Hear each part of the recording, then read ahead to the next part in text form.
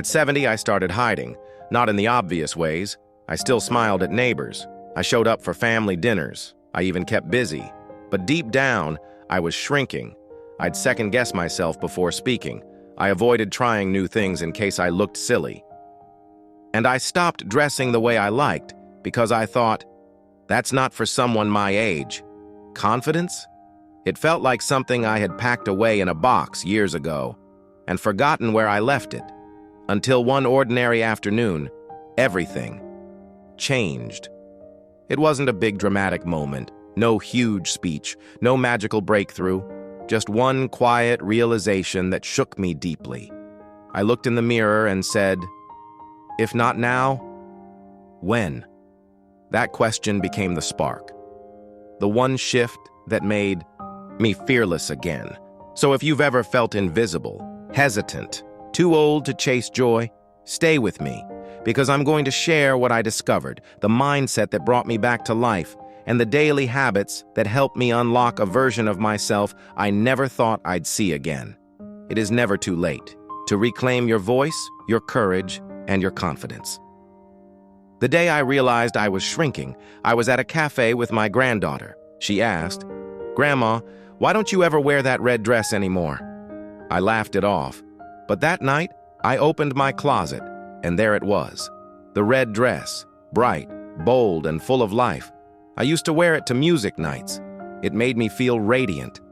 But I hadn't worn it in 7 years. Why? Because I convinced myself confidence had an expiration date. That's when it hit me. I wasn't losing confidence. I was giving it away, bit, by believing my age made me smaller. That one moment cracked something open in me. Confidence isn't loud. It's honest. In my 30s and 40s, I thought confidence was about charm, charisma, or commanding a room. Now I see it differently. Real confidence is quiet. It's the choice to be fully yourself, even when others might not understand. I started doing small things differently. I said what I really meant, even if it felt awkward. I stopped apologizing for having boundaries. I stopped pretending I didn't care when I deeply did.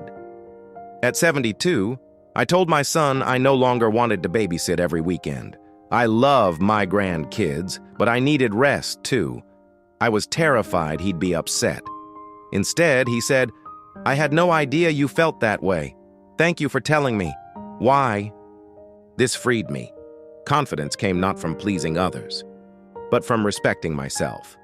My body isn't what it was, but I trust it now. Aging brought changes, slower knees, thinner skin, wrinkles. There were days I avoided mirrors until I asked myself, when did I start looking at myself like a problem? So I changed the way I talked to my body. I thanked it for walking me through storms, for holding my children, for dancing, laughing, and healing. I started each morning with this phrase, "I'm still here, and that's powerful." I began gentle yoga. I took up line dancing at the local community hall. I wore clothes that made me feel alive, not just what was age-appropriate. Why this freed me. Confidence returned when I stopped comparing myself to younger me and started embracing the strength of present me, saying yes to myself. More often before 70, I had said yes to everyone else for decades, to my kids, my spouse, my job.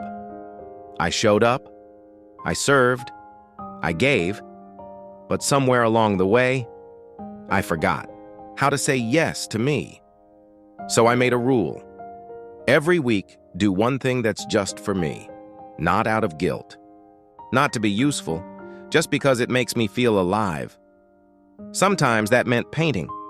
Other times, driving to the beach alone. Once it meant signing up for a poetry night and reading my own words out loud. I was shaking, but afterward, I cried because I felt seen by myself again. Why this freed me. Confidence builds when we stop waiting for permission to enjoy our lives. The shift. I replaced fear with curiosity. What if they laugh? What if I fall? What if I mess up? Those were the questions that stopped me for years. But one day I started asking different ones. What if I try and love it? What if I fall and get back up? What if I mess up and laugh anyway? That was the shift. I stopped asking fear-filled questions and started asking curious ones. I tried pottery. I learned how to video call my great-grandkids. I even joined a hiking group with women over 65. Did I stumble? Sure. Did I make mistakes? Of course. But I felt alive. And the fear? It began to fade, because curiosity made life feel playful again. Why? This freed me. Confidence doesn't mean you're never afraid. It means you walk forward anyway, with wonder in your heart. Now, I stand taller, not because my posture is perfect, but because I finally know I'm allowed to take up space. I laugh louder, speak more freely, and wear that red dress whenever I want. Not to prove anything, but because confidence after 70 is no longer about impressing the world. It's about coming home to myself. Let me ask you, have you ever silenced your joy to fit in at a certain age? What's one thing you stopped doing that used to light you up? If fear wasn't in the way, what would you try this week? Share it in the comments below. You never know who you'll inspire by sharing your truth. And if this message resonated with you, please like, share, and subscribe. Let's make this channel a place where aging is about growth, not shrinking. Because confidence doesn't come from being young. It comes from being real. You're still here. You're still you, and you've got so much more to become.